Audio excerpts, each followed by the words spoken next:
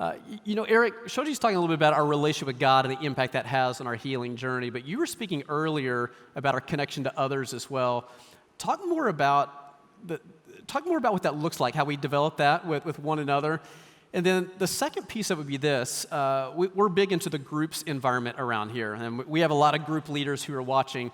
And so what are the types of things we need to think about within a group's environment that create the healthy context for what you're describing to really thrive? Yeah, sure. So, I think in terms of the relationships we have, in terms of what's going to be helpful for our mental health, there's a need for us to kind of become vulnerable with other people. We actually connect much more deeply in our vulnerability and in our weaknesses than we do in our strengths. Now, in order to be vulnerable with someone, we have to feel like that person is emotionally safe. And what do I mean by emotionally safe? It just means that if I'm going to be vulnerable and I'm going to kind of show you what's inside of me and the parts I don't want to talk about, my hope is that you won't minimize it. You won't make me feel worse about it. You won't reject it. You won't abandon me. Right. So to be vulnerable, it should be a safe place, whatever the context for that. The other thing that's really important is I think what really connects people is when we learn how to have empathy for each other. There's a kind of a famous researcher out there, Berne Brown. She's done a lot of research around the power of vulnerability. And she has some great talks around sympathy versus empathy. And what I realized is I was actually doing sympathy for a lot of years. I'm now trying to do empathy. But she says sympathy is almost where we hear someone else's struggle or what they're going through. And while well-meaning, we kind of stand apart from it, almost like we're looking at you and what you're going through. And maybe in our head, we're like, wow, that's really hard for you. Kind of glad I'm not there. But we're not connected. Empathy is where I'm going to literally try to get into your shoes. And I'm going to think about what is that like for you.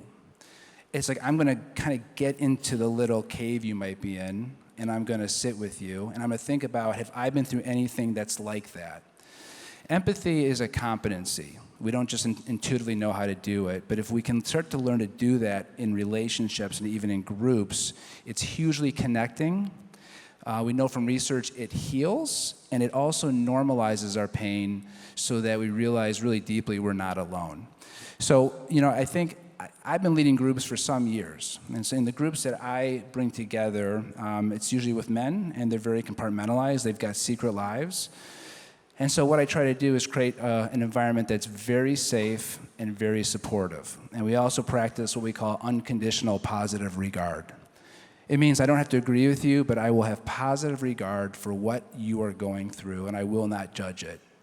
And if we can create a group that's like that, these guys start to just instinctively open up. And once that starts to happen, I always see healing.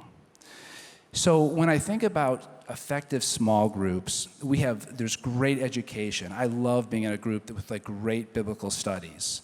And we have great, content coming up.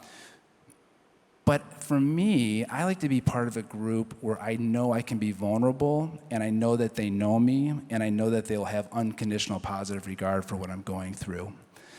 I've been the guy in groups that sometimes share something really deep, and then I'm like, and it's just crickets. And then I'm like, I really wish I hadn't shared that. Yeah. So, we have to be careful about who we do it with. But as we form groups here, if we can have that sense of sharing, it's a big deal. And then once that's there, all the content and all that is just then fuel for the groups.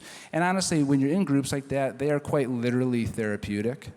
And they're just a real gift. So that's kind of the hope for some of the groups that I see forming here.